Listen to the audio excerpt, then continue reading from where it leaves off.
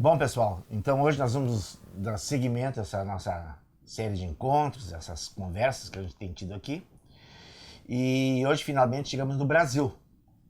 Mas antes de iniciar o Brasil propriamente dito, eu me dei conta que tinha uma série de pequenas coisinhas que na hora eu não soube dizer o nome inteiro, ou quis fazer uma referência e não me lembrei do livro, me atrapalhei do lugar, etc.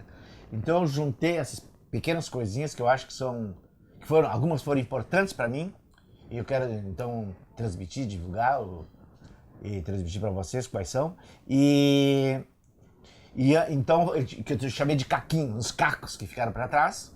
Então eu vou repassar esses cacos com vocês e depois a gente retoma pela sequência dada na dissertação, que seriam os parques brasileiros, e depois, inclusive, depois para finalizar o Marinha. Então, nesse sentido, eu fiz uma colinha aqui para fazer esse roteiro, são coisas rápidas, mas aí não só recupera esses cacos que ficaram para trás, mas também pode oferecer alguma coisa para vocês. Tem uma, eu tenho certeza que vai ser muito atraente para vocês darem uma olhada. Então, desses caquinhos, vamos dizer assim, o primeiro é o seguinte: eu mostrei para vocês esse livro aqui, do Barridon, Os Jardins, que foi super importante, um dos pilares da minha apresentação foi esse livro do Barridon. E eu contei a história desse livro que eu ganhei de presente do Paul Claval, que é um geógrafo francês, por intermédio de uns amigos nossos, que é um casal de arquitetos de Florianópolis, que eles, a Margarete foi, a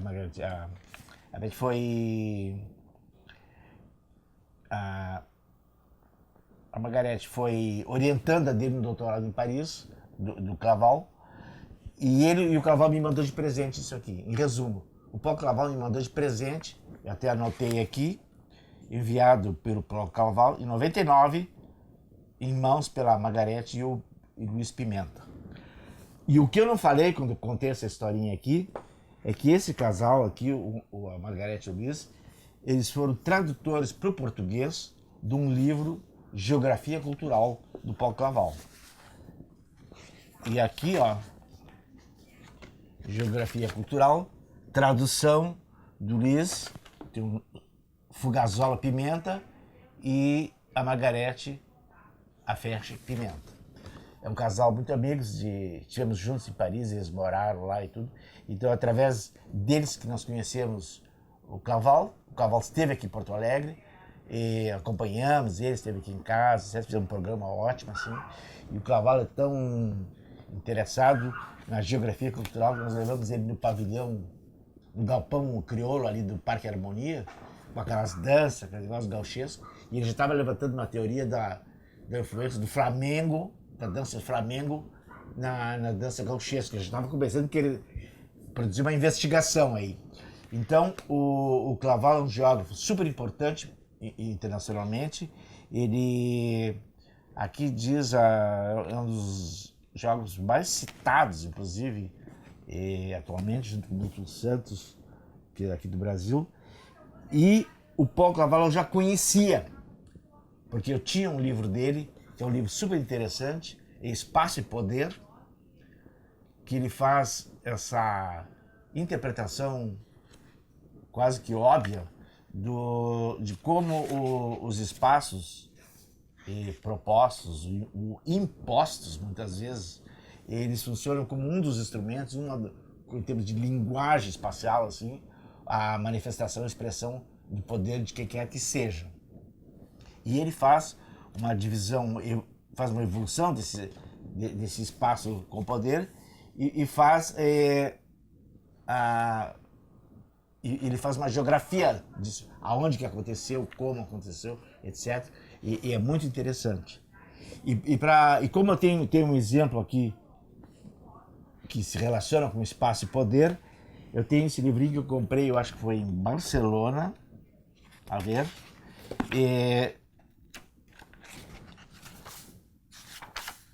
sim, foi em Barcelona, em 88, eu acho. E que é a Praça Maior, a Praça Major urbanismo, instrumento do domínio colonial.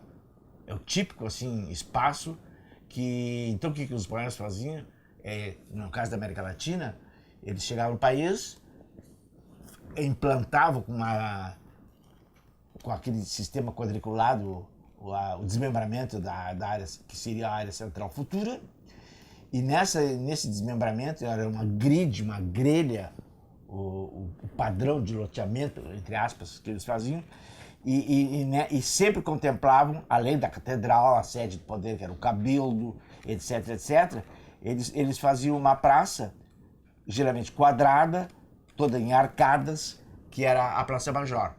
Aqui, em Montevidéu, tinha a Praça Major.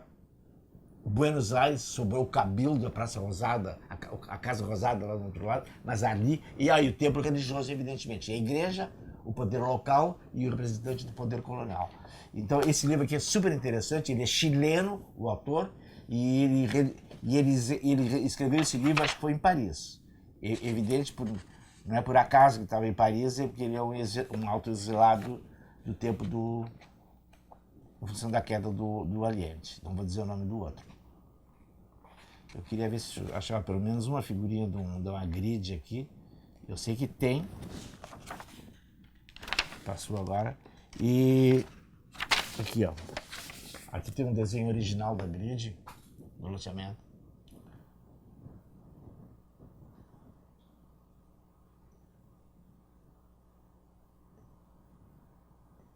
Então é isso. Então, isso que eu queria mostrar é rápido.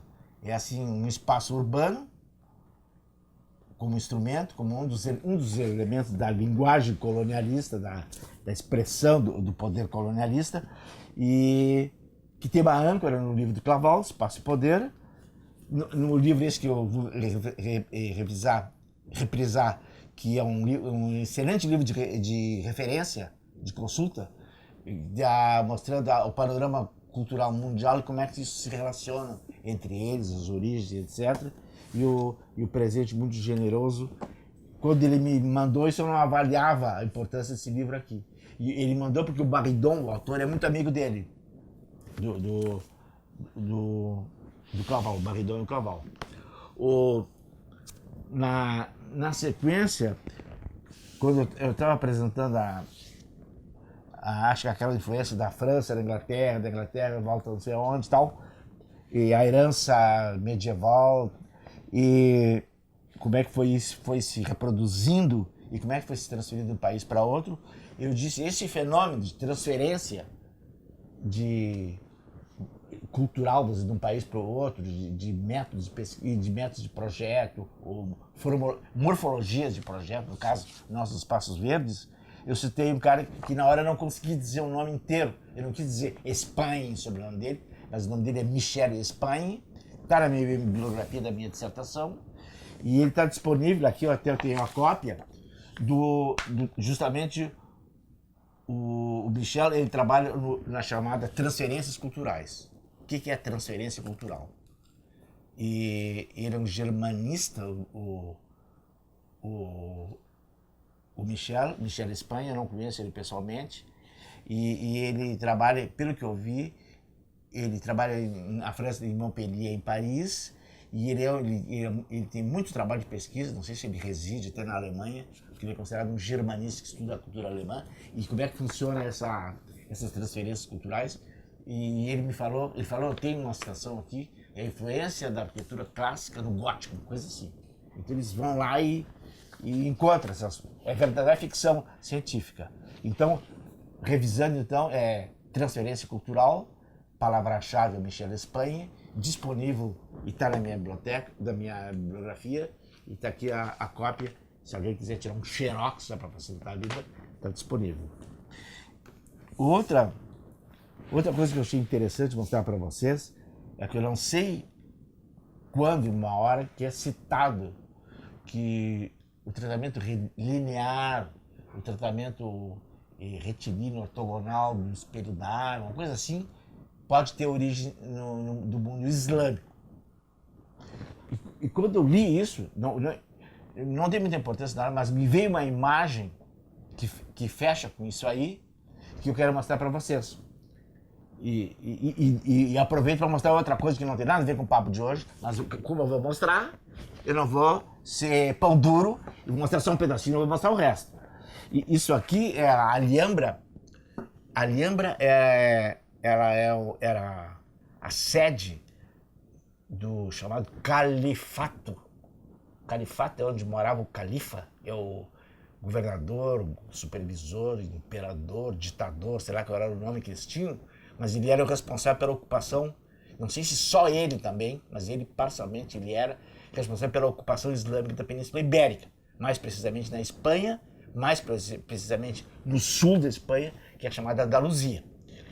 E essa Alhambra aqui é um complexo de prédios, de castelo, que eu vou mostrar agora, e confesso para vocês que é um dos lugares mais bonitos que eu visitei. Eu vou mostrar o interior também, que é super importante. Aqui está o conjunto. O Gabriel, tu me disse que está boa. Esse é o conjunto da Alhambra. Seria assim uma Brasília no meio da Andaluzia. É um complexo de palácios residenciais da corte dessa elite, e também ambientes funcionais que tinham apoio para isso, de encontros. Eu ia dizer establishment em inglês, mas é um estabelecimento com muita complexidade, muita importância, inclusive simbólica. E eles reproduziram aqui na Alhambra todo o requinte, toda a cultura deles vinda do Oriente. Eu vou dar uma amostrinha do interior disso aqui por um outro aspecto que eu acho super importante, que eu acho que está na outra página, só um pouquinho, está na página do outro lado aqui, que um dos componentes desse palácio são os pátios internos. Esse aqui é o Pátio de los Leones, que quando eu olhei para isso aqui, eu estive lá, e eu pensei, pá, isso aqui é a coisa mais, o claustro, pelo menos o claustro mais bonito que eu já tinha visto. E ele é muito, esse conjunto aqui é um 3 estrelas, 5 estrelas na Espanha, de visitação. É como se fosse um bairro da cidade de Granada, no sul da Espanha. E essa fonte central aqui, que vocês conhecem, aquela história da fonte que tem origem na Bíblia e tal, e tem gente que diz também que a origem é essa islâmica. Eu não vou mostrar tudo, eu vou mostrar algumas vistas. A outra que eu me lembrei que é essa aqui, ó. Quando eles falaram naquele negócio do uso da linha reta, do canal, da água, não sei o quê, o cara cita como era usado no islamismo, não sei aonde, na arquitetura islâmica e tal. E a imagem que me veio foi essa aqui. Por isso que eu estou dando todo esse lero aqui, arranjando um pretexto para falar da Alhambra, mas na verdade a imagem que me veio na cabeça, que é a única que eu conheço, aliás, de cidade islâmica, foi essa aqui. E eu vou mostrar, eu não vou mostrar tudo, mas é tão pequeno que poderia mostrar, mas eu acho que é abusar de vocês. É uma pedra toda ela esculpida em uma pedra calcária, portanto é muito macia de esculpir, e como na religião islâmica é proibida a representação do ser humano, eles tiram partido estético, plástico da escrita ou de desenhos florais abstratos e vão compondo mosaicos, painéis, abóbadas, como se fossem estalactites gotejando, que eu vou mostrar para vocês. E aqui tem um texto que eu não me cobro, que eu não sei o que está escrito, mas aqui em cima, eu acho que o Gabriel também não consegue traduzir, a não ser que tu leia árabe. E aqui, ó, o detalhe, dando um zoom aí, ó, a qualidade escultórica da coisa.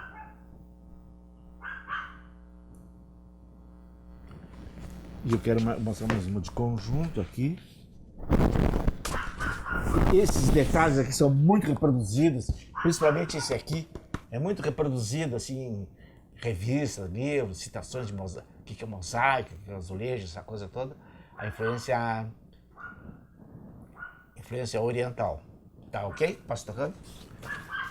E uma imagem que eu acho impressionante é aqui do primeiro, essa imagem do Pátio de los Leones, aquele. Então esse é a visão noturna, vamos dizer assim, do Pátio de los Leones, aquele claustro. Aqui um detalhe, para vocês verem a qualidade e a competência incrível, né, de fazer isso como se fosse um baixo relevo. Assim, e no fundo, mais uma vez, deixa eu ver, tinha mais. Ah, não, aqui, ó. E mais uma vez aparece o Pátio de los Leones aqui com outro ângulo de vista, através dessa sucessão de arcadas, né, dessa galeria. Ficou bom a luz, Gabriel?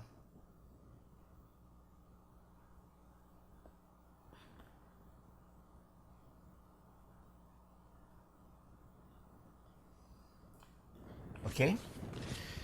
E acho que eu só vou mostrar mais algum detalhe, se for o caso. E dizer para vocês que... Ah, sim, vou mostrar uma coisa aqui que é muito importante. Aqui é a alcova do califa. A alcova do califa é aquilo ali. Vocês imaginam aquilo com uns edredons, almofadões, cobertores, almofadas, travesseiros, e ele enroscado ali com aquela corte masculina e feminina dando apoio para ele. E super importante, falando sério, é a água, o elemento água, né? Como reflexo, como fluxo, como repuxo que eles utilizavam. Aqui é uma sala de banho, predomina azulejo, né? Colorido. É isso aí. Então é isso, pessoal. Recordando, né? É a Alhambra. Não confundo, que uma vez uma pessoa se confundiu e me disse, mas essa aí não é a Olambra que vende flores? Não, não.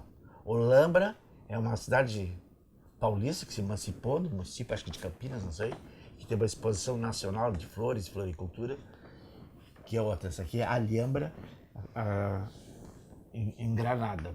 Estão convidados a visitar. A outra coisa agora sim é mais assim como uma comédia, é mais piada, coisa assim, uma coincidência, é que eu juntei bastante material ao longo dos anos, assim, sobre os espaços públicos, as praças, parques de Paris. E cada viagem, eu tinha feito estágio lá, inclusive, nesse estágio de lazer e turismo, na Sete Internacional, que é aquela empresa que eu já contei. E eu fui para ver se tinha mais alguma novidade ou não. No pavilhão do Arsenal. O pavilhão do Arsenal eu sugiro que vocês visitem quando forem a Paris, que é perto do planejamento, perto da Bastilha, da Praça da Bastilha, que tem, além de ter exposição permanente dos grandes projetos de Paris, ele... Só um pouquinho.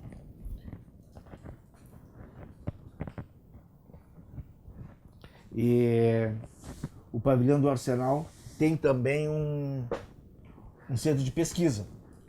Então eu fui nesse centro de pesquisa, já assisti várias exposições lá, inclusive tem um que foi construído finalmente, é um centro cultural japonês de Tóquio. Foi feito um concurso internacional, eles expuseram os classificados e assisti lá no pavilhão. E no pavilhão tem todos os grandes projetos de Paris lá, tem café, tem loja de bom design, tem lembrancinhas do pavilhão e tal. Aí eu fui no centro de pesquisa dele, aqui lá em cima, no pavilhão, e até me apresentaram a chefona lá do... E eu perguntei que eu estava interessado em material sobre as áreas verdes, parques, etc. de Paris, e aí ela me perguntava, mas é bom tu comprar a revista da prefeitura para ir projeto só sobre espaços públicos. Não, mas isso aqui eu já tenho, eu já comprei. Quem sabe tu compra só os parques e jardins do Ledantec, que foi feito um catálogo, que é uma coisa surrealista esse catálogo aqui, vou mostrar para vocês. tem todos os parques, grandes parques e praças podia dizer, de Porto Alegre, de Paris, mas é assim, é sobre espaço verde, as páginas são verdes, as fotos são verdes, os textos são verdes, então é uma coisa assim, quase que ilegível esse trabalho aqui. É uma coisa assim, ó, é uma coisa ilegível. Mas tá feito, o texto é bom, é só gente importante. Aí, e ela me citou, e por que não faz isso? Ah, isso aqui eu tenho. E aí ela disse assim, mano, então por que tu não compra? Tem um guia das praças que a prefeitura editou, de parques, jardins. Disse, não, mas isso eu já comprei, que é esse aqui. E aí ela me disse, do Barrosi. Não, mas de qualquer maneira eu vou te dar o telefone dele. Eu vou te dar o telefone do Barrosi e é interessante que tu fale com ele, porque ele é uma pessoa, um jornalista que trabalhou e fez o trabalho tal. Aí eu já tinha comprado esse aqui, aí liguei pro Barrosi. E ele foi super atencioso, só que ele trabalha na serra, em francês, serra são as estufas do Departamento de Parques e Jardins da Prefeitura. É meio longe, não pude oportunidade de falar com ele, mas disse do meu interesse, essa coisa toda e tal. E ele foi muito simpático, e esse nome, como ele foi simpático comigo, mas ele foi o autor desse livro, que ele é jornalista, assessor de comunicação da divisão de parques, e pediram para ele fazer uma ficha técnica de cada espaço. Mas aí, como ele começou a fazer as fichas técnicas, ele se deu conta que tinha um potencial muito grande de informação que podia ser feito. Então ele por arrondissement, ele faz assim uma lista por arrondissement aqui, abri por acaso no décimo.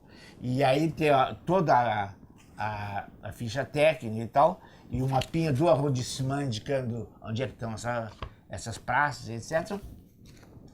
E eles fizeram umas placas de informação histórica, não digo em todos, mas nos principais parques, e é ele, o Barrosi, que redigiu esse banner, vamos dizer assim, ao ar livre, sobre cada espaço.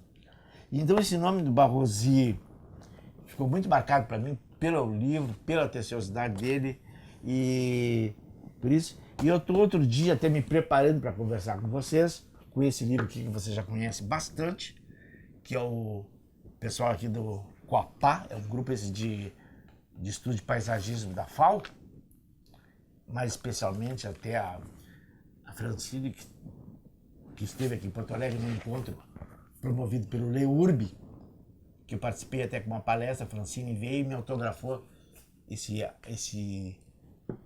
livro aqui sobre os parques do Brasil.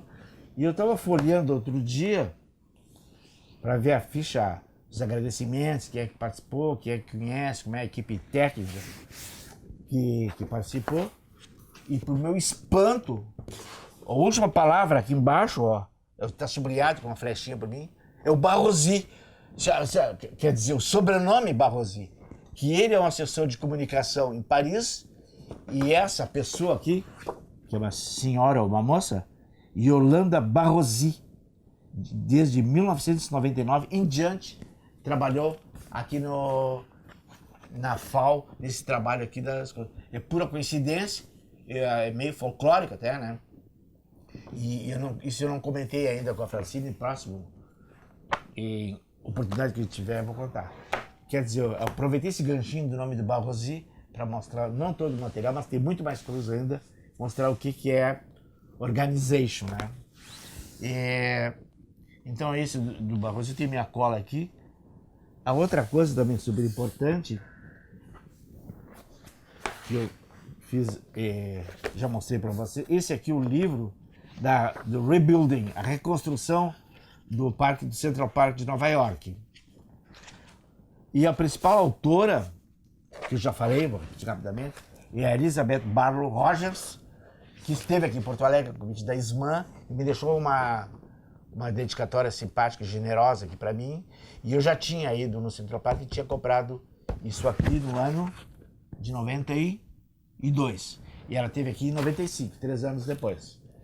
Aí, eu estava revendo há uns tempos atrás, não foi de agora, esse aqui que eu já citei, que está na bibliografia. Isso aqui é o catálogo do encontro que teve, promovido pelo Cooper Hewitt Museum de Nova York.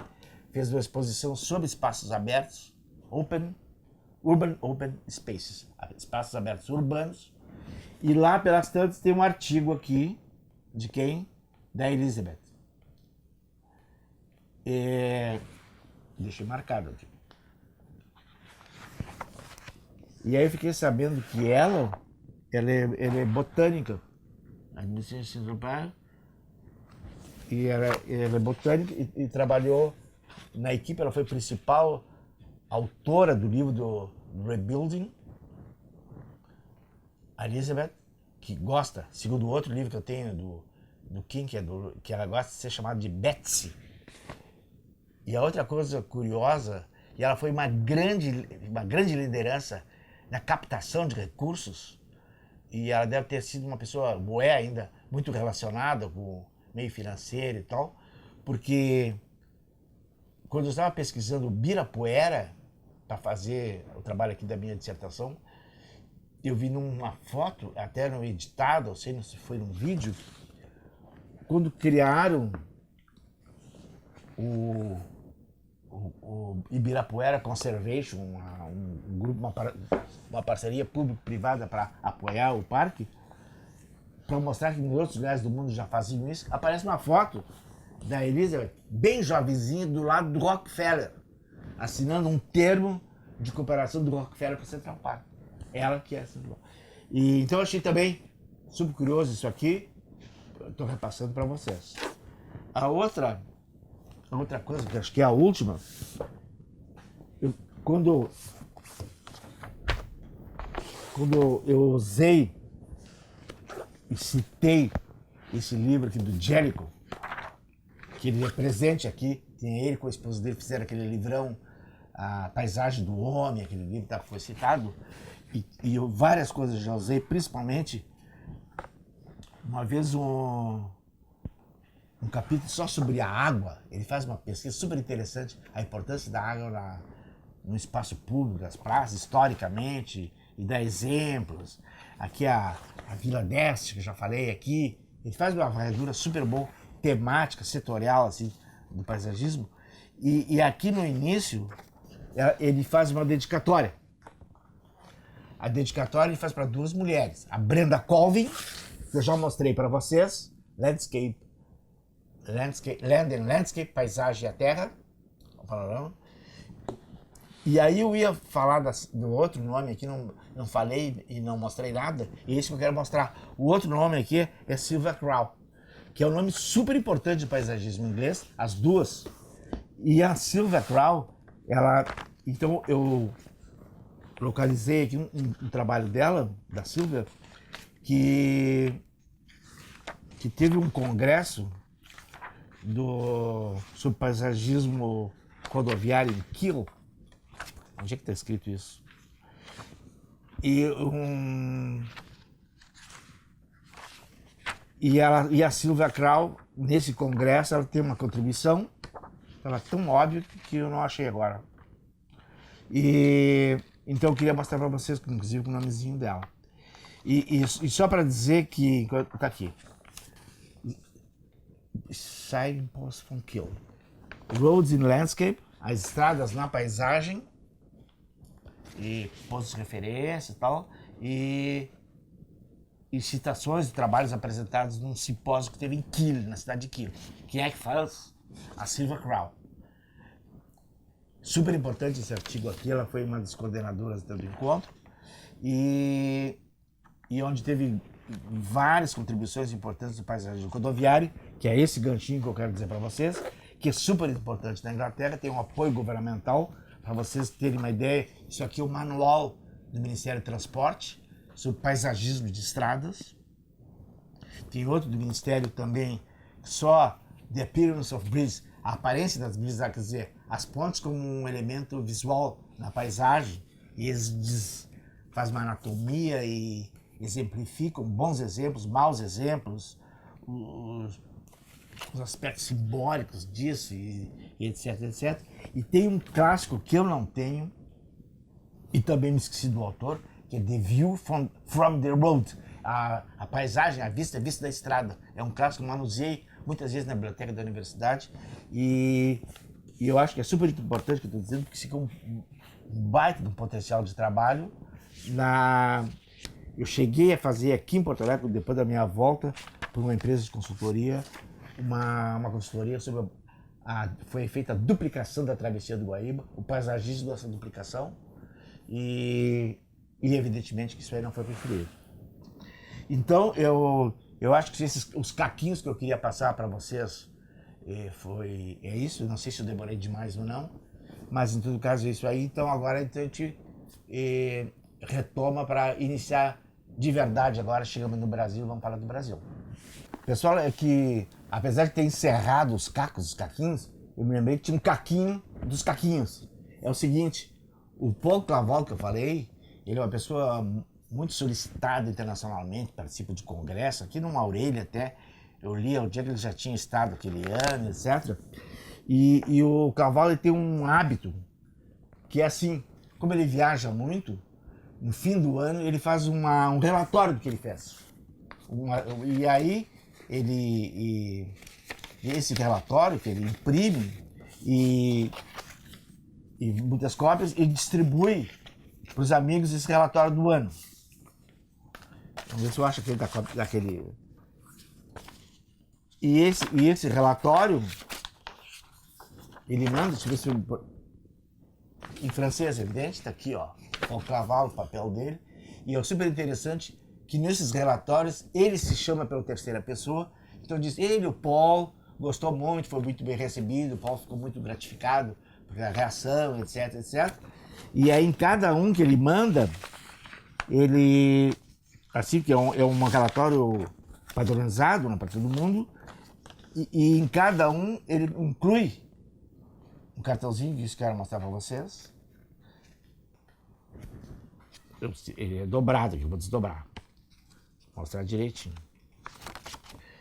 Em cada um, ele inclui um cartão, que é esse aqui, personalizado, que ele manda uma mensagem para os amigos, aí sim, aí ele fala das pessoas, etc, etc. Então era só isso, o caquinho, dos caquinhos que estava faltando, o Gabriel até achou interessante, e é uma ideia para a gente, quem viaja muito ou quem não viaja, pode fazer a circular para os amigos e fazer, olha, esse ano foi assim para mim e tal, e hoje em dia tem essa palavra muito usada, que é compartilhar, né? Antigamente não se usava, em francês é partager. Partager é compartilhar, partager com todo mundo. Então tá, então nós vamos agora chegar no Brasil propriamente dito. Só vou limpar um pouquinho aqui. Isso aqui pode ficar aqui, né, Gabriel? Fica mais colorida mesmo. Ah não, vou mudar de lugar. Sim. Vou mudar de lugar. Aqui o controle. E agora a luz, Gabriel, o que tu acha? Tá bom assim? Eu vou abrir aqui, nós vamos fazer hoje. Tá gravando? Tá. Então assim, o que nós vamos fazer agora é, como eu disse, que finalmente nós chegamos no Brasil. E nós vamos tomar a dissertação como um roteiro assim, mas não quer dizer, nós vamos rigidamente falar o que está aqui, estava marcado. E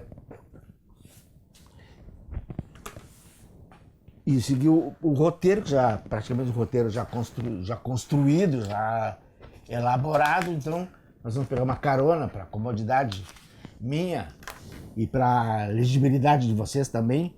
Eu vou insistir no endomarketing. Vocês sugiro, não é só para o prestígio pessoal mesmo, para massagear meu ego, mas eu acho que é importante e que vocês deem uma olhada na minha dissertação, que eu procurei assim, pensei bastante na importância que poderia ter no valor didático, como fonte de inspiração, não só de inspiração bibliográfica, mas de inspiração de como pensar nas coisas. Sabe? Então, nesse sentido que eu sugiro que vocês deem uma olhada na dissertação. E hoje, assim como eu acredito É quase impossível todas as pessoas visitarem todos esses parques. Eu vou mostrando algumas coisas do Brasil e espero que sirva de inspiração, pelo menos alguma coisa para vocês. A minha largada, assim, para escolher os parques do Brasil, foi justamente esse livro da USP, do Silvio e da Francine. Fizeram esse livro aqui. E lá pelas tantas, eles descrevem todos os parques, regionalmente, tudo. E tem um capítulo aqui no início, que eu já citei aqui uma vez, que eles chamam de parques referenciais no Brasil. E o fato dele existir esse capítulo aqui, ó, Parques Referenciais, página 39, eles incluírem como um dos parques referenciais o Marinha, aqui em Porto Alegre, então eu me senti bem à vontade de além de visitar todos esses parques, também, finalmente, que nós vamos dedicar uma apresentação só do Marinha, mas principalmente nos deu um roteiro de quais parques e qual é a motivação que ele está nos dando. Então, os parques que eu vou apresentar aqui são parques referenciais do Brasil, citados e ilustrados, porque depois, cada parque disso aqui que é mencionado, depois tem uma ficha técnica de cada um. Depois eu vou mostrar com mais cuidado. Então, quais são os parques que eles apresentam aqui? O primeiro é o Parque Ibirapuera. Então, eu acho que a gente podia fazer assim, iniciar uma projeção e eu vou falando em cima das imagens e aquilo que por acaso eu precisar alguma... Vocês não vão me cobrar datas, muitos nomes, então eu não vou precisar toda hora estar aqui consultando na colinha. Bom, pessoal, esse é o Parque Ibirapuera, em São Paulo. Vamos ver se vai funcionar a flechinha aqui.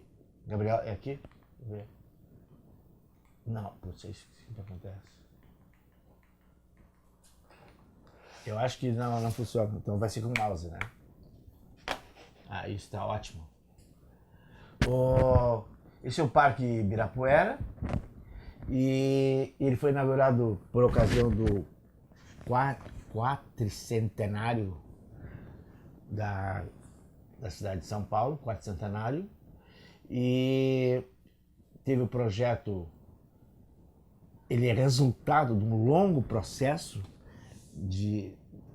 que permitiu a prefeitura se apropriar desse espaço, que era um espaço pantanoso, era gado, um estoque de gado para o frigorífico que existia, etc, etc, tudo documentado aqui. E finalmente foi dado foi conferido, vamos dizer assim, concedido ao Oscar Niemeyer e ao Burle Marx fazerem o projeto do parque. O parque é assim, ó. Nesses projetos de parque que eu vou apresentar agora, eu vou insistir, eu vou dar uma ênfase naquelas figuras que o SEC falou e que eu aceitei como desafio de encontrar nos parques, porque ele disse que, assim como o urbanismo é um discurso que utiliza de figuras de linguagem, o urbanismo também sempre usou esse recurso para reforçar algum aspecto, para identificar, para facilitar a análise, facilitar a interpretação desses espaços que são os parques urbanos. Então, eu vou dar uma ênfase, não quer dizer que os parques não têm outros componentes, outras variáveis, mas quando eu começar a falar nas figuras que eu vou falar agora, vocês não vão achar que eu estou com uma deficiência neurológica. Eu só falo nisso, não, mas eu estou intencionalmente dando ênfase a esses aspectos. Então, o parque tem essa forma que vocês estão enxergando aí, um quadrilátero, meio amassado, né? E contempla um conjunto de edificações aqui, projetados pelo Niemeyer e com a construção de um obelisco aqui que teria integrado ao parque, fora do limite do parque propriamente dito, mas é uma referência viária, rodoviária dessa cidade. Esse conjunto aqui, eu vou mostrar agora, vamos ver se dá certo. Tá aí, ó. Esse conjunto aqui, projetado pelo Niemeyer, é um conjunto de edifícios, de prédios, que teriam outros usos culturais, etc., historicamente, mas passaram a ser usados assim, Detran, prefeitura municipal, etc. E depois de algumas décadas, talvez agora já faz uns 20 anos, eles conseguiram expulsar esses maus inquilinos e restituíram, vamos dizer assim, o uso do parque a um uso adequado e que tinha sido pensado para os prédios. A característica assim mais importante é que é um conjunto de prédios, aqui tem vários, não me pergunte a função deles. Eu só sei que o ginásio aqui é do Ícaro de Castro Melo, que é um nome bem conhecido da arquitetura. Não foi um projeto de Niemeyer, e ele é um cara que se especializou, porque ele era um esportista em arquitetura esportiva. E eles são articulados, conectados por essa marquise. E é uma marquise generosa, tanto no comprimento, nas suas larguras, e muito assim sincronizado com adaptado harmonicamente, não sincronizados, muito em harmonia com a proposta do jardim. E então gera um espaço de uso, de fluxo muito, muito, muito importante. E aqui eu fiz um diagrama para sintetizar isso, que então no diagrama eu vou identificar para vocês. A entrada principal é aqui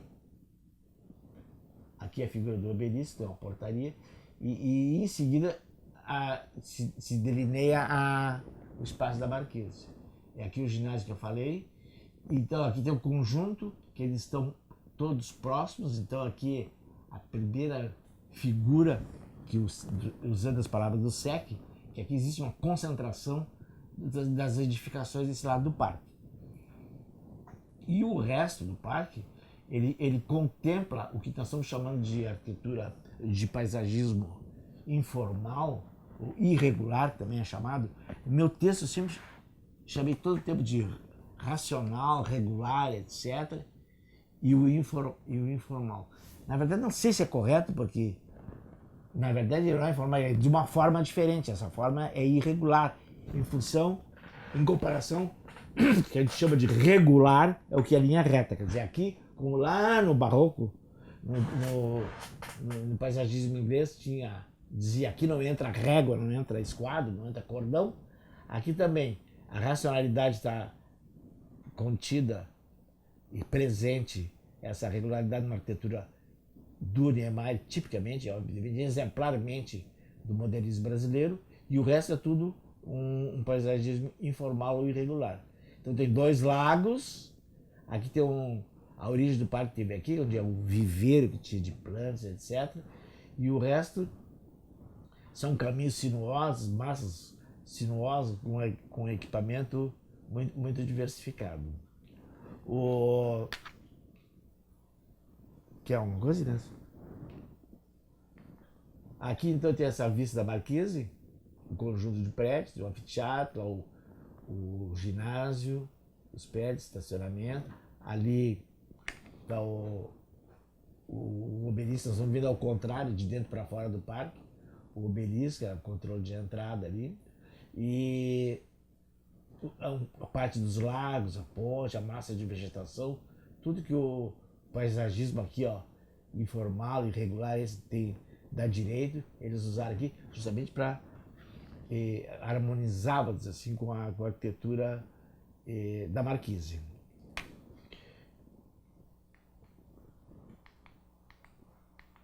Aqui, então, só para vocês terem uma visão de novo global, que a gente consegue identificar, é essa concentração de elementos, a concentração da arquitetura aqui. O resto, outra figura é da sensibilidade que eu falei, estamos propondo esse nome, que exige assim, do usuário que tenha acessibilidade para perceber as qualidades, as nuances, os contrastes, tudo aquilo que a fotografia oferece, passeando por esse espaço. O parque ele é dotado de muito boa acessibilidade, isso é importante. Em todo ele é circundado por um chamado anel viário, entre aspas, e por baixo dele passa um túnel, que é o túnel Ayrton Senna, que segue mais ou menos esse caminho e vem desembocar aqui, ó. Assim, e vem costeando o lago e sai lá. Então, em resumo, isso é um parque que contempla essas figuras da arquitetura formal, a informalidade, a concentração, a acessibilidade interna, com seus caminhos, é todo ele permeável. E foi comentado aqui no meu texto que desde a origem do projeto, que foi parcialmente abandonado, o projeto do Glenn Marx, o tratamento da vegetação nunca foi apresentado com a força, vamos dizer assim, com a nitidez, com a ênfase, vamos dizer assim, que é dada para a arquitetura. Mas basicamente, eu só queria apresentar isso, praticamente estou apresentando os partes para vocês e dando ênfase a essas figuras. Eu acho que do Ibirapuera só isso.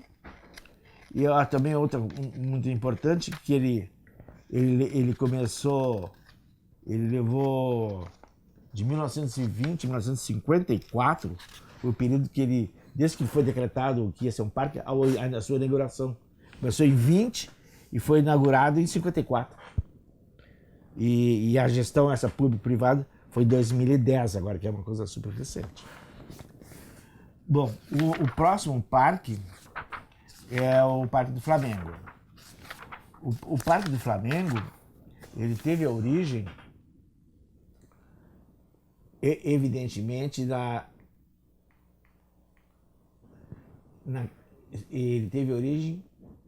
ele foi criado graças a esse aterro que toda a zona sul, todo o lado sul do Rio tem, vai embora, o Botafogo, o Flamengo, e depois passa por trás do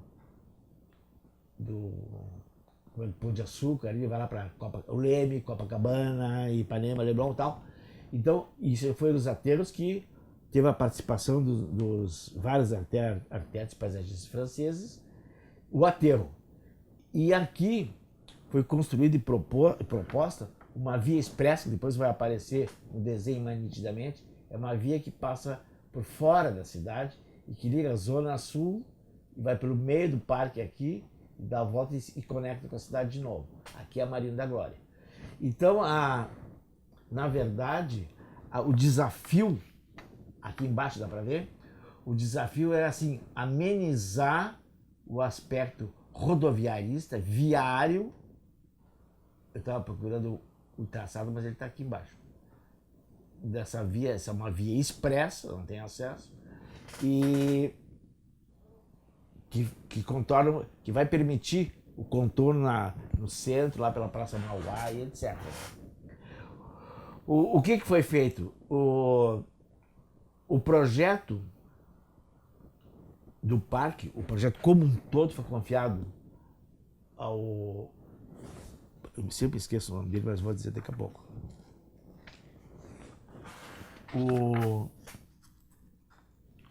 Houve primeiro um projeto global do parque, e inclusive com ele não vai me perdoar que eu esqueci o nome dele, mas ele já, inclusive, o Afonso Redi. O Afonso Redi é um arquiteto super importante, ele tem um projeto super conhecido, muito mencionado, eu visitei há muitos anos, que é o conjunto residencial do Pedregulho, é o projeto dele. E ele é arquiteto da prefeitura, que tinha um prédio, que era aqui perto, aqui assim mais ou menos, chamado Calabouço até. E ele trabalhou, ele foi responsável por um projeto global. O projeto global, o objetivo claro, explícito, está aqui inclusive no livro do Silvio da Francine, era mitigar, amenizar o impacto da via sobre a cidade. Então, existe uma modelagem do terreno, a área é plana, foi o aterro, e o objetivo era mitigar isso. E como é que eles fizeram? Eles concentraram as edificações, mais uma vez, uma concentração, numa extremidade norte do parque, e a via vem aqui, que contorna, e o que tinha que ser construído de grandes edifícios foram aqui, que é o Museu de Arte Moderna, projeto do Reidi, e o Monumento aos Pracinhas, daqui a pouco me lembro deles também o nome, que é um projeto super bonito. E mais o equipamento da Marina e tal. Então aqui, ó, que eu achurei aqui bastante para mostrar, aqui está a zona edificada. E inclusive todos os jardins anexos, integrantes desses projetos, foi o Burle Marx que fez com a equipe. Projetos que eu visitei bem assim no início e tive a sorte, eu ia lá e falar em nome do diretor acadêmico, fazendo convite para todo mundo. Eu fui convidar o Reidi na prefeitura e ele me convidou para vir visitar com ele o prédio do museu, estava recém-inaugurado, e aí nós estamos lá em cima na cobertura. Ele foi mostrar que o piso intermediário ele é atirantado, é flutuante o piso, é suspenso o piso intermediário. É uma obra de estrutura, como é que se diz? Não é portuária, mas de ponte, sabe? E depois nós descemos e tal, e até tem uma exposição lá de um pintor francês abstrato, que pegou uma moda, um Mathieu, que estava com gestos, assim, pintura gestual.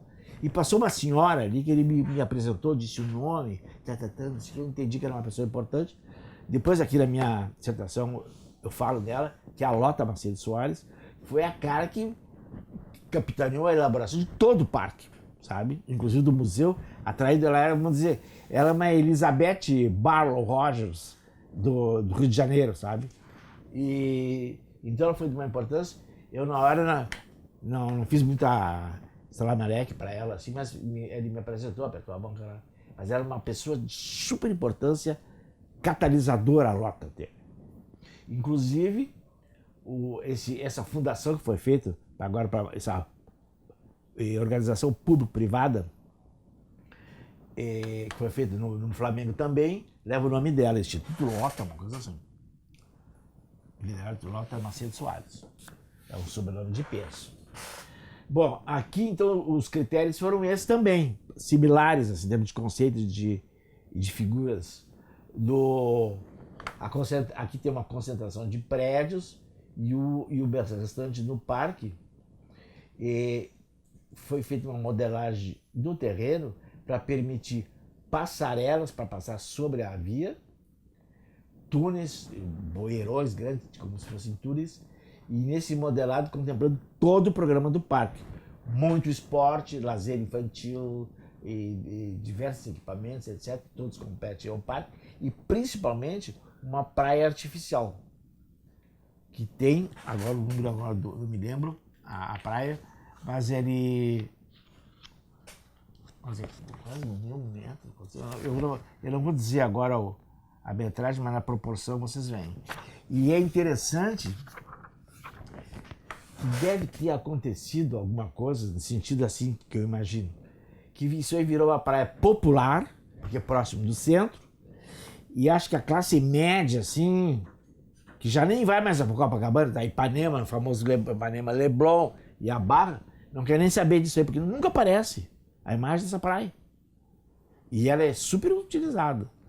E o que aconteceu depois da inauguração, décadas foram passando, e o parque, como sempre, as áreas verdes, etc., recebem poucos recursos proporcionais em relação às outras secretarias, o parque foi entrando em decadência, e como o texto até diz, no fim ele ficou apenas conhecido como um parque que o Burle Marx projetou, assim, vulgarmente. Foi a época que eu conheci o parque. Os jardins junto ao mar estavam muito bem conservados, no terraço do Marx, do MAMI, Museu de Arte Moderna do Rio, e o museu aqui junto aos monumentos dos pracinhas, mas o parque provavelmente estava num desleixo tremendo.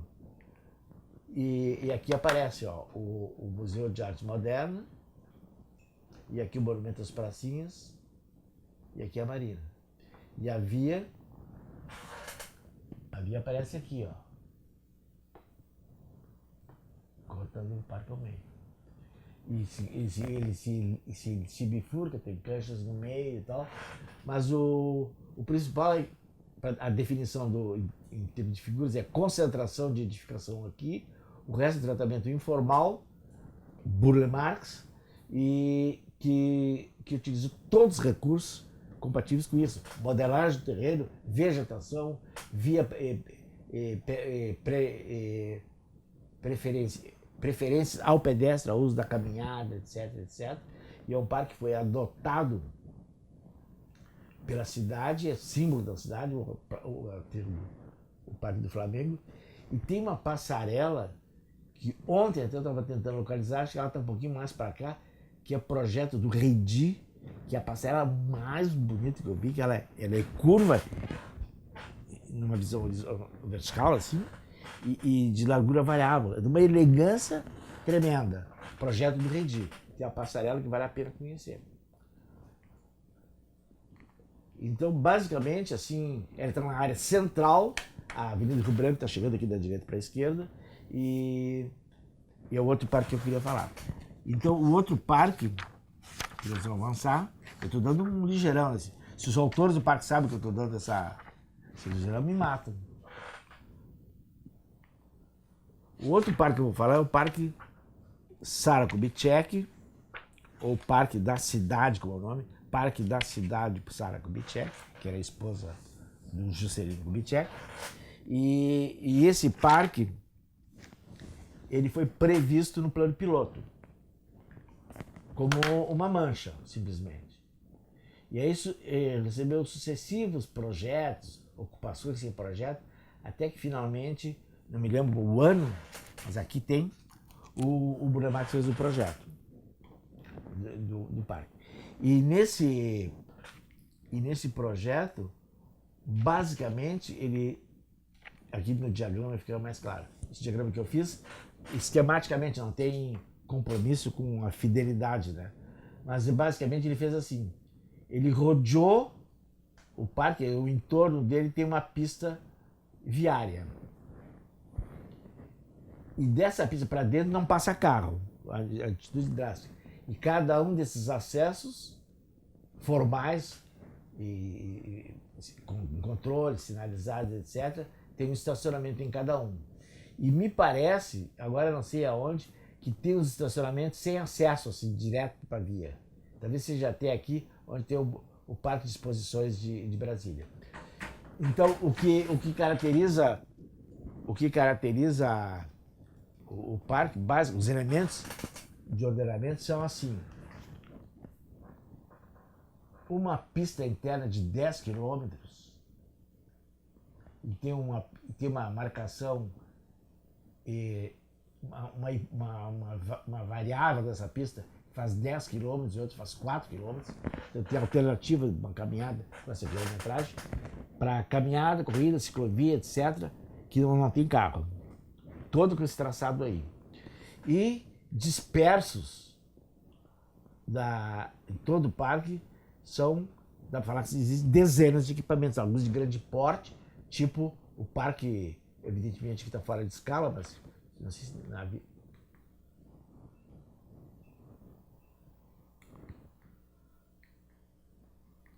acho que não aparece. O parque de exposições tem exposições nacionais e internacionais, tem todos os equipamentos, extraordinário, anfiteatro, teatro coberto, escola modelo, escola e anfiteatro para música, escola de teatro, equipamentos para segurança, todos os equipamentos de restauração, no sentido de restaurantes, tem de lancheria, lanchonetes, uma sede importante para segurança. E super importante aqui no parque, que tem um lago artificial, evidentemente, com o desenho do Burle Marx, que eu vou mostrar um detalhe para vocês.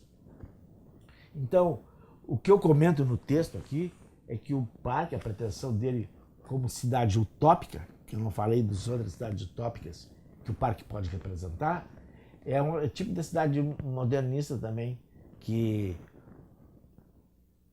onde a edificação, no caso, a de maior porte seria essa aqui, mas o resto é um parque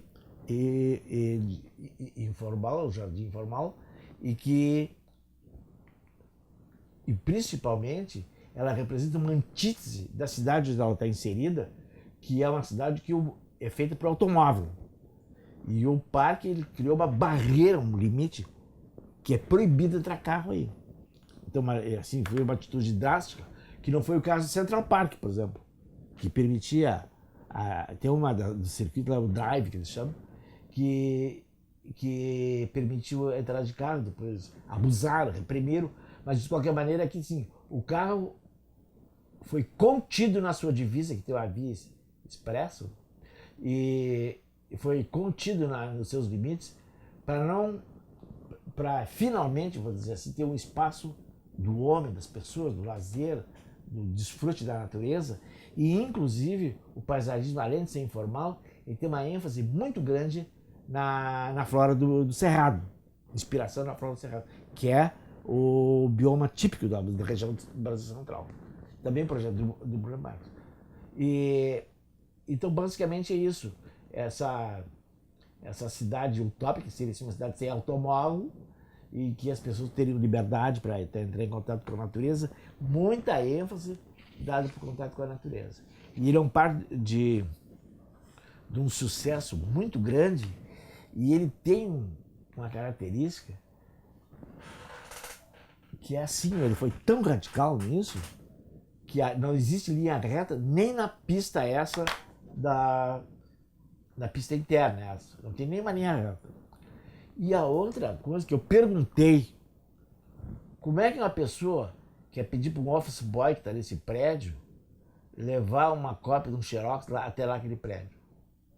Ele vai ter que dar toda a volta, ou por aqui, ou por ali, tem um túnel.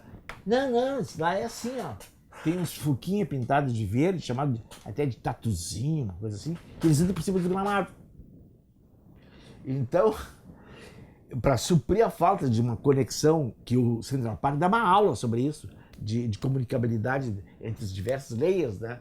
Esse layer da circulação de serviço simplesmente não tem, porque quem é que vai... Seria impossível imaginar que ia ter uma circulação viária de serviço acompanhando as curvas essa da pista da ciclovia, né?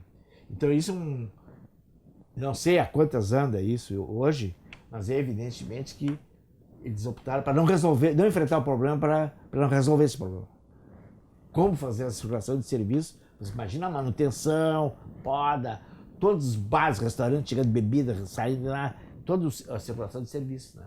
O padrão de exposições, bom, esse está do lado ali da via de serviço, né? Então, basicamente, esse o Parque da Cidade, ele tem um uso, uma ocupação maciça, principalmente nos fins de semana. É um sucesso o parque, apesar do gigantismo dele, mas ele com essa série de acessos, as pessoas, conforme suas preferências, etc., já sabem onde é que vão estacionar o carro, e também muitos chegam de bicicleta, de bicicletários, etc. Eu vou tocar para não... Então eu acho que é isso aí.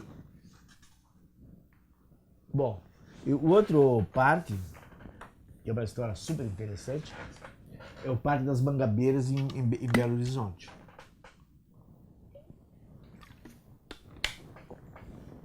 O parque, ele é colocado como é que é o nome da serra? Não é a Serra do Cipó, é a Serra da Cantareira, parece.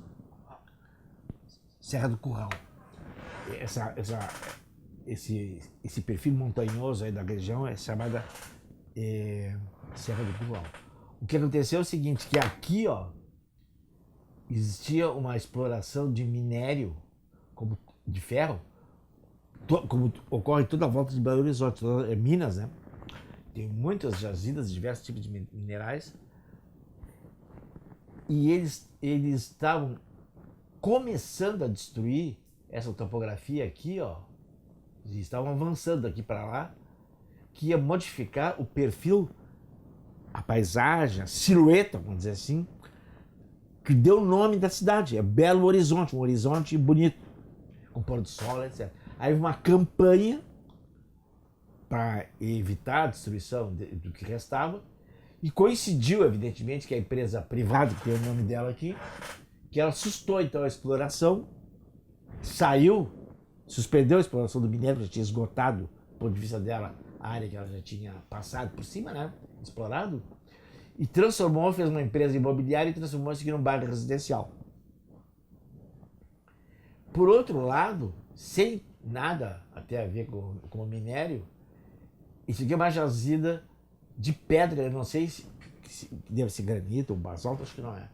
Que toda, grande parte da construção civil do Belo Horizonte se alimentava da brita oriunda dessa jazida aqui. Que até chamavam, e essa jazida chamavam de... Houve uma ocupação, depois ela parou de ser usada também, houve uma invasão chamada favela do Acabamundo, uma coisa assim, fim do mundo, Acabamundo, e houve então essa possibilidade de quê? De manter essa mata nativa aqui,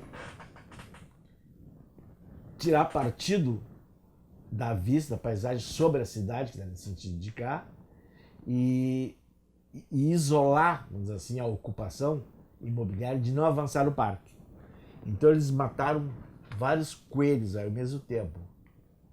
Eles fizeram assim, concentraram, aí vem a concentração de novo, todas as edificações, a ocupação, vamos dizer assim, edificável, construída nessa zona aqui. Projeto do Burle Marx. Mantiveram toda a mata nativa, com trilhas, áreas de piquenique, churrasqueiras, trilhas para caminhada, etc, etc. Sustaram a exploração da pedreira e fizeram um projeto de habitação popular do lado de cá. E aquele projeto imobiliário da empresa, parece que é Ferrobel, tá? Esse é o nome da empresa. Ferrobel. E ficou, se transformou num bairro, esse loteamento, o bairro das Mangabeiras, e o parque foi construído. Eu cheguei a visitar esse bairro, mas não tinha o parque. Até tem uma coisa cômica e folclórica nesse parque, que tinha uma sobrinha que morava lá, agora mora aqui em Gramado, em Canela. Eles foram levar numa rua desse loteamento, que é a única rua do mundo que tu destrava o carro numa ladeira, em vez do carro descer, ele sobe. Então o carro destravado sobe uma ladeira. Só que é um efeito visual, porque o meio-fio, a arborização eu não sei explicar como é que é. Não sei se ela é assim ou ela é assim, e a via desce, e tu parece ter a sensação que está subindo. Então o mineiro não tem praia, tem que inventar a moda para se divertir. Então o parque ficou constituído basicamente nisso. Uma concentração de edificação, que é chamada Praça das Águas, depois eu vou mostrar um detalhe ali, e com teleférico, ligando 2 níveis, etc e tal, parte esportiva aqui mais em cima e tal. O estacionamento é fora do conjunto, não sei bem onde é que ele está agora aqui, eu sei que o estacionamento está fora do portão de entrada do parque, e principalmente preservaram a mata nativa. Então, o que tinha, com aqueles outros parques tinham de vegetação informal, irregular, etc., aqui o informal foi a própria mata nativa preservada e a racionalidade, a construção, a área identificada, concentrada foi aqui. Reproduz aquela ideia do ideal modernista de construir com densidade e manter a cidade uma cidade verde. Aqui tem uma perspectiva que mostra, que eu já expliquei, que é uma publicação deles. E aqui o diagrama que eu fiz, que mostra aqui a pressão urbana, nesse caso que é apresentada pelo bairro esse das Mangabeiras. Aqui a habitação de baixa renda em cima da represa da Pedreira, a concentração edificável, a massa de vegetação e o limite formal da área toda do parque. Então é um parque de sucesso. Ele teve um problema aqui, já vou explicar. Aqui a concentração da edificação, a Praça das Águas que eles chamam, olhando para a cidade, depois uma vista ao contrário, tem todos os equipamentos, e aqui levemente mais elevado tem aquela vista que a gente está vendo na imagem da esquerda. Se torna uma referência urbana de turismo, de referência de uso, então é um projeto também um projeto de sucesso. Bom, eu acho que de nacional está encerrado e agora nós vamos ver os de Porto Alegre. Tá ok o tempo? Se eu estou apresentando com muita rapidez, minha tranquilidade está escrito tudo aqui. Então vocês podem ter a gentileza de consultar na dissertação, inclusive com as referências bibliográficas de cada projeto, e eu também estou à disposição. Evidentemente, o livro esse do Silvio da Francine da FAO está à disposição. Então nós vamos apresentar alguns praças e alguns parques de Porto Alegre e que constam aqui no livro também. Não são os referenciais, mas constam no livro. Esse aqui é o Parque Moinhos de Vento, o vulgo Parcão aqui em Porto Alegre. Ele teve origem num prado, que é o hipódromo de corrida de cavalo nessa zona aqui, que eu cheguei a conhecer, viver do século passado, e eu morava sempre aqui no Bonfim, por aqui, e eu ia de bicicleta para o União, Grêmio Náutico União, e eu passava por essa via, que é Comendador caminha, parece, dá uma quebradinha aqui, vem aqui a auxiliadora, né? E logo em seguida vem aqui, Tino Bocaí, eu vou de tal União. Eu fazia isso de bicicleta, e aqui eram os acessos às baias, as cavalariças do Prado. Era uma zona bem assim, bem perfumada e bem movimentada, né? Pouquíssimas casas, mas tem uma casa modernista aqui que é uma referência. Acho que é a projeto do Mendonça ou do Beredi, não me lembro. Então o parque foi projetado pelo José Borbini, um arquiteto aqui da SMAN, Secretaria do Meio Ambiente, e ele teve essas características, que eu vou falar depois no diagrama, é que aqui era extremamente construído, os jardins tinham muito concreto, e isso nunca foi completado. Então não é culpa dele, é que não foi completado. E tem um lago, e tem aqui um Moinhos de Vento, que é uma alegoria em homenagem ao nome do bairro, que é o bairro Moinhos de Vento. E aqui, assim, eu ia me esquecendo, o parque ele é cortado por uma via aqui, que aqui é Olavo Barreto Viana, e lá embaixo é a Avenida Goethe, e isso aqui faz parte, que integra a segunda perimetral. E aqui tem uma passarela, ela passa rebaixada em relação ao nível do parque, e vem no outro trecho do parque, que teve um outro tratamento, e que tem uma concentração de canchas, esportes, etc. Inclusive o prédio da administração, e uma escola que foi deslocada em função das obras da perimetral. Então o projeto basicamente é isso. Lá está a Avenida 24 de Outubro, a perimetral, aqui a Mostradeiro que desce, tem um estacionamento grande aqui, acesso à esquerda, quem desce é a Comendador de Caminha, que se comunica ali com a 24, e aqui tem uma série de um monumento, aqui o General Marechal Castelo Branco, aqui está o moinho, está aqui, de vento, com um lago, e uma série de caminhos, etc. E se transformou, assim, o parque da classe média alta, que se criou, assim, o Parcão associa as duas classes, o Parcão a essa classe, mas não é tão, assim, exclusiva da classe média alta, que ele é muito popular nos domingos, ele é muito popular todos os dias de manhã, principalmente fim de semana para caminhada, que o pessoal faz um trajeto, que o marco zero é aqui, já tem uma modificação desse traçado. E as pessoas descem por aqui, fazem essa caminhada aqui por baixo, vem aqui, faz essa subida e sobe por aqui.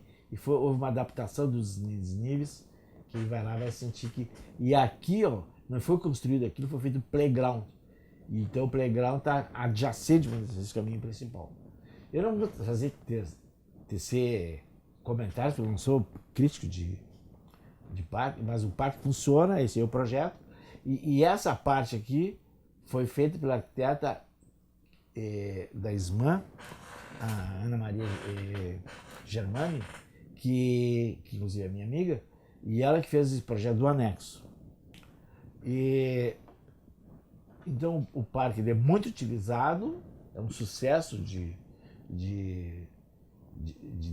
atender uma demanda que não tinha, e basicamente é isso que está aí, ó, que eu te falei, a via rebaixada, que não é novidade, né? Historicamente nós vimos vários, que só que ela passa rebaixada e visualmente não interfere em nenhum dos lados do parque e tem essa conexão com a passarela. Tem o lago, a vegetação informal e aqui a concentração do que é edificado. Hoje tem as canchas, tem um cachorródromo, tem cancha, campo, prédio da administração, cachorródromo, a escola, e a escola que está aqui, que está em branco. Aqui tem uma vista do moinho. A Sofia deu uma colher de chá e posou ali para nós. Está pequenininha, faz alguns anos, já está quase uma mocinha. Vegetação informal, lago, bancos, etc. Lá está a paisagem espiando por cima dos parques, como é tradicional. Aqui é o Sheraton, o hotel, ali ao lado. E isso aí, o monumento em homenagem faz um gancho com um bairro. E aqui o monumento é o Castelo Branco, projeto do Tênis. Cheguei a ver esse projeto na maquete antes deles executarem. E também a arquitetura informal. E não vamos entrar agora na discussão numérica, a discussão disso aí, o seu significado, a monumentalidade. Não vamos entrar nessa, a gente pode até conversar exaustivamente sobre esse assunto. Bom, e aqui, eu acho que deu, né? O parcão tem todos os elementos aqui, técnicos de área, etc. Tudo aqui e no meu texto também. Ele está bem. Isso que eu mostrei aqui é o que consta aqui no meu trabalho. Então, portanto, é facilmente assim, consultável e pode ser lido. O Parque da Redenção, similar lá ao Ibirapuera, ele era chamado Campo da Várzea. Era meio banhado, tinha estoque de gado aqui para engorde, para ser abatido, tinha acampamento, ponto de carroceiro, que vendia galinha, vendia essas coisas, carvão, churrasco, etc. E progressivamente ele foi sendo ocupado com essa atividade de não parque. Ele tem uma invasão, inclusive pela nossa universidade, da qual nós nos orgulhamos muito, porque ela invadiu o parque, para nós fica muito cômodo ali, por causa da invasão da URGS. Né? Mas essa parte toda aqui, ó, a URGS ali, ó, era do parque. E tem uma rua aqui, a Avenida Setembrina, que está bem na boca da República, atravessa aqui, vai ali na rótula, e a Setembrina continua aqui. Então ele foi alvo de sucessivas administrações, de sucessivos projetos, conforme as administrações públicas que iam se sucedendo. Então, a partir do início do século passado, 1914 por aí, ele sofreu foi alvo de vários projetos. O primeiro, eu vou pegar a colinha para eu me engano dos nomes. Primeiro, o João Moreira Maciel, que teve o chamado projeto de melhorias da cidade, e melhoramentos da cidade, né? Chamado assim de Plano Geral de Melhoramento da Intendência Municipal. E ele contemplou o projeto desse parque e ele simplesmente, eu não reproduzi isso, mas tem no livro do Macedo, que foi a minha referência principal, ele praticamente loteou e manteve essa rota e desmembrou essa área em triângulos, como se tivesse praças independentes e sem dar um caráter geral de parque. Isso o Moreira Maciel. Depois, na década de 30, o Agache, que é um arquiteto francês super conhecido na época, radicado no Brasil, ele foi contratado para fazer um lançamento do parque, que é o lançamento que predominou no geral. Ele contemplou esse eixo, que foi essa posição foi alinhada exatamente aqui, ó, na continuidade da Rua Santana, que ia sofrer um alargamento, teve previsão de alargamento aqui, que nunca foi construído, mas a ideia foi essa, dar continuidade ao viário aqui, lá um viário importante, que se conectava com as Oswaldo Aranha e com as ruas, tinha um sistema de ruas radiais aqui, precisando dessa rótula, Setembrina, aquela rua dos... agora esqueci o nome, e aqui, e principalmente cruzava aqui, conectava com a Santana. O que aconteceu também? Existia aqui a escola, já existia a escola militar, estava dentro do parque. E aí a prefeitura se apertou de grana, de recurso, livre documentado isso. E eles lotearam isso aqui, ó. A José Bonifácio está aqui, até Venâncio Aires, tudo isso aqui era parque. E a escola militar era dentro do parque. Então eles lotearam tudo isso aqui, infelizmente tiraram um pedaço do parque, felizmente deu para construir um edifíciozinho aqui que a gente mora. Nós estamos falando desse lugar aqui. E na Oswaldo Aranha eu presenciei duas sucessivas erosão do parque pelo viário, porque a pista de cada Oswaldo Aranha dava 2,5 pistas, não cabia o terceiro. Então eles fizeram, comeram um pouquinho, depois comeram outro pouquinho, para permitir o dobre à esquerda, que depois foi suprimido, e o parque então perdeu uma fiada de árvores que tinha no meio fio, e aquilo que está no fio hoje, eu brincava de bicicleta assim, fazendo S, naquela, então teve não foi drástico assim, quer dizer, essa aqui eu acho que foi drástica, né? E aqui para encaixar aqui na João Pessoa, né, para fazer aquela voltinha aqui, ó, foi também, tinha uma locomotiva até, tiraram, e tinha até bem pouco tempo, tinha uma escultura uma escultura uruguaia, de um gaúcho uruguaio aqui, que estava perdido, junto com uma primeira intervenção que o parque teve aqui, que é um pequeno lago, com imitação de vegetação artificial, uma ilha e tal, que eu cheguei a conhecer bastante. Essa figura foi transferida para cá agora, felizmente, porque ele estava bem escondido e não valorizado. Ele está aqui, tem um gauchão aqui, ele estava originalmente aqui. Bom, o principal, então, das figuras, que é o nosso métier aqui, da ênfase, aqui nós dizemos, então a gente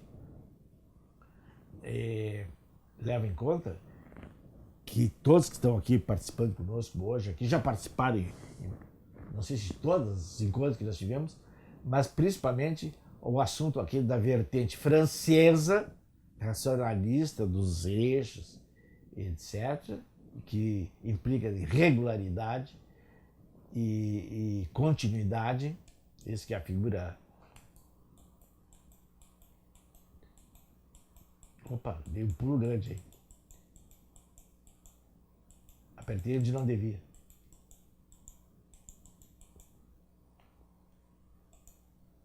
O que eu fiz, meu Deus? Tô aqui.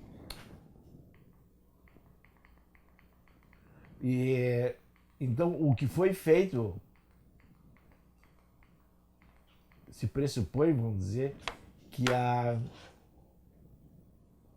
se pressupõe que vocês consigam identificar aquilo que eu chamei, nós estamos chamando de um eixo barroco, eixo francês, etc., onde predomina a regularidade, a pretensão de ocupação da paisagem, a dominação da intervenção do homem sobre a natureza.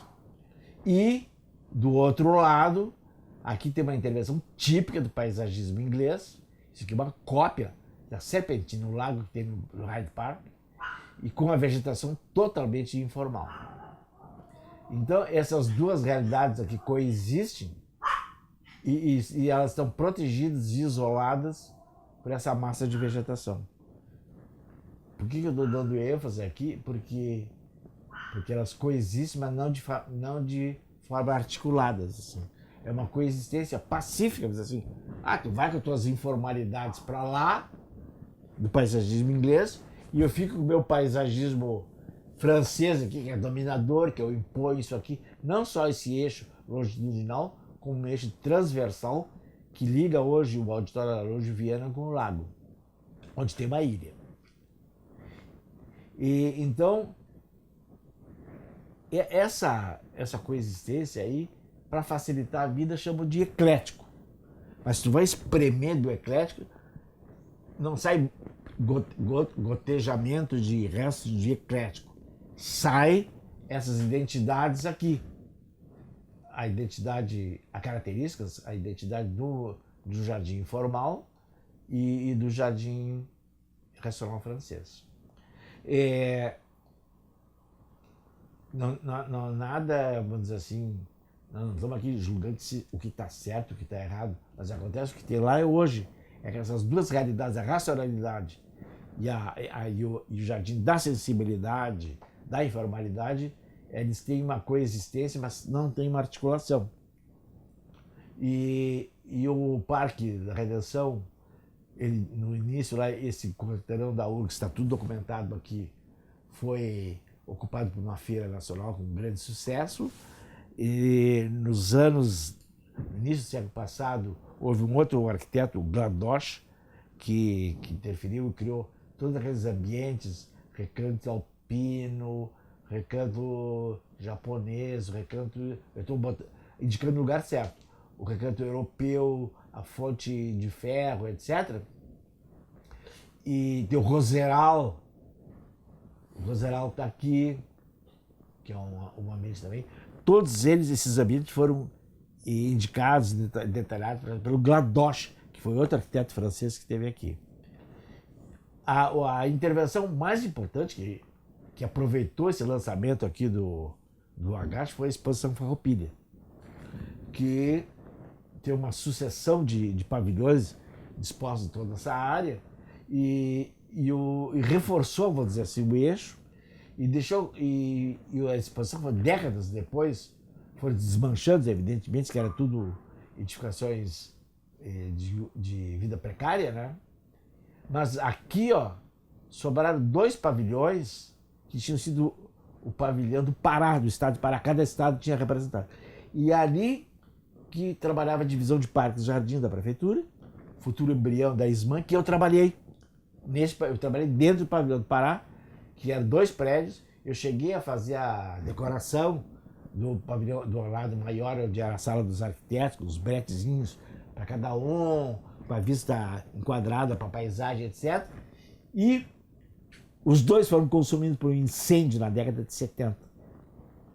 E aí, então, fizeram um lago pequenininho lá, com um pátio, e a sede administrativa hoje. Então, esqueci de falar que o eixo termina aqui no Monumento dos Pracinhas, que é o projeto do Caringe, um escultor que fez o Laçador, mesmo arquiteto, e que hoje, dessa semana aí, está recebendo uma iluminação nova, iluminação noturna, obviamente.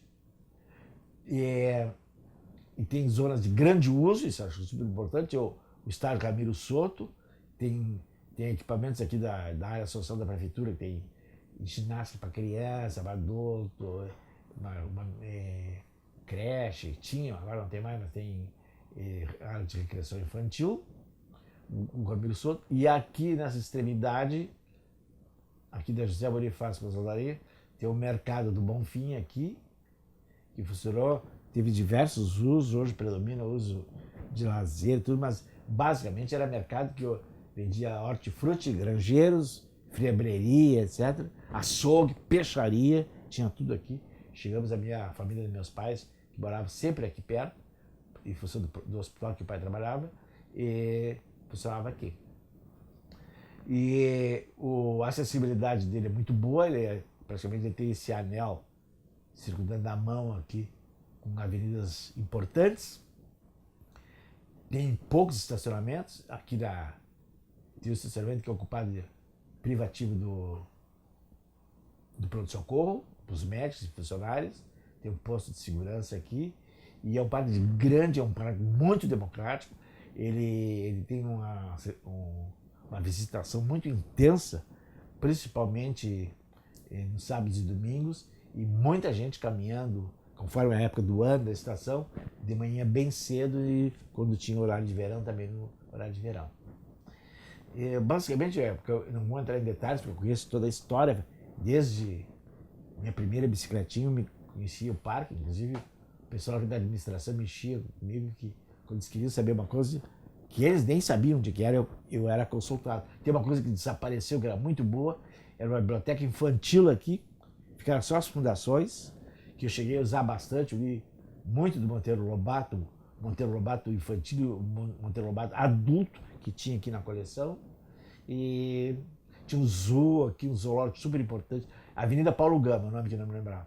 Aqui junto a Paulo Gama, era sucessivamente foram resumindo o zoológico e agora liquidaram com tudo. Mas era uma visitação muito grande e tem o chafariz de cores aqui, também uma peça super importante. E eu chamo a atenção interessante, se a gente voltar lá para o nosso claustro e tal, que nós temos aqui 4 vias, né? Em 4, com o chafariz no meio. E não é por sorte, assim, é porque é coisa até inconsciente, vem essa tradição no cruzamento das 4 rios, aqueles utópicos da Bíblia, né? No centro tem um chafariz. O Araújo Viana também de muito uso, tá? Tem uma ocupação público-privada, e eu acho que basicamente é isso. E eu acho que era esses os parques de Porto Alegre, né? Deixa eu ver se não tem. Sim, eu ia me esquecendo que tem outras. Tem as plantas que eu vou mostrar para vocês. Está aqui, ó. O desenho da regularidade, né? Contrasta aqui com esses caminhos de forma orgânica. E aqui no Araújo Viana funcionou muitos e muitos anos. O circo se instalavam aqui e já deixavam o picadeiro elevado, modelado no terreno, que corresponde a esse círculo aqui, e já chegaram e instalavam ali, tinha um acesso direto. Aqui está o mercado, aqui está o Ramiro Soto, o mercado está aqui, ó, que eu falei. O lago, a ilha, o Instituto de Educação, e a URGS está em branco aqui. Ignoraram aqui a URGS. Aqui uma planta também antiguinha, mas é bem autêntica. Planta URGS. Que eu coloquei, que eu fiz basicamente só marcando os elementos principais e a permeabilidade que tem, isso aqui é super importante. É um parque, ele é permeável todo o entorno. E isso aí gerou muita caminhos irregulares, chama caminho de rato por cima, mas demonstra, fica testemunhada o uso que ele tem, né? Aqui o eixo, o racional é esse, do eixo retilíneo da piscina. Essa foto foi tirada, a Inês que fez justamente para ficar patente assim, essa linha reta aqui, a linha do lago, que ficou, não era no Regent Park, né? Que ficou, era assim, depois ficou um lago, esse aqui, o retilíneo ficou aqui, e o outro inglês fica do outro lado. E hoje não ficaram prontas, mas oportunamente nós vamos fazer umas fotos dos ambientes, esses que foram posteriormente ao parque, foram projetados e construídos. Então, antes do nosso próximo encontro, eu acho que foi isso. Deixa eu ver se tem mais algumas, acho que é esse aqui. Assim, o lago, o canal lá, que seria a piscina originalmente, eu cheguei a conhecer, era uma piscina usada, que os alunos do colégio militar nadavam, e eu tive a sorte, tive o azar de um dia eu indo para aula, atravessando para a arquitetura, e um menino assim, solto na rua, não sei, tinha se afogado. Porque aqui tinha acho que quase 5 metros de profundidade e ali 2. Era uma coisa meio clássica, não tinha essa piscina para salto. E ligava os dois uma rampa que que não é visível, evidente, uma rampa embaixo d'água. Então as pessoas se atiravam, achavam que tinha pé e não tinha. E esse menino, eu passei, ele estava com o lençolzinho branco, assim, uma mais chocante, sabe? E a partir de secaram a piscina e levantaram o piso. Então ele ficou toda ela rasinha.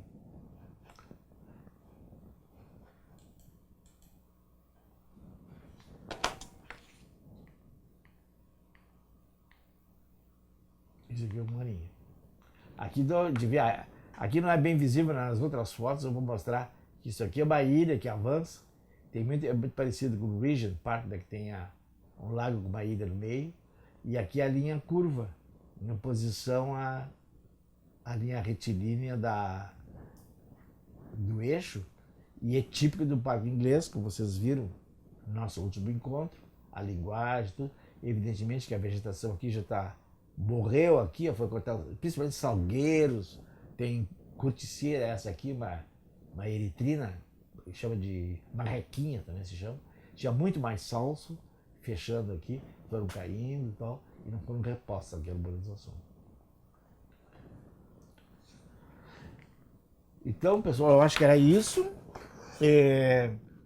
Com isso a gente fechou o ciclo brasileiro, com exceção, que não foi por acaso, eu deixei o Marinha, que é um dos parques referenciais, aqui que o Silvio e a Francine destacam. E então, no próximo encontro, a gente vai visitar o Marinha, com tudo que tem direito, fotos, etc., como eu tenho feito até agora.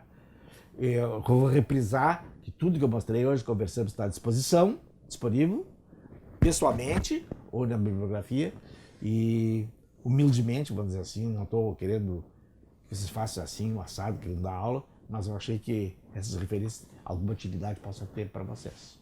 Então, até a próxima.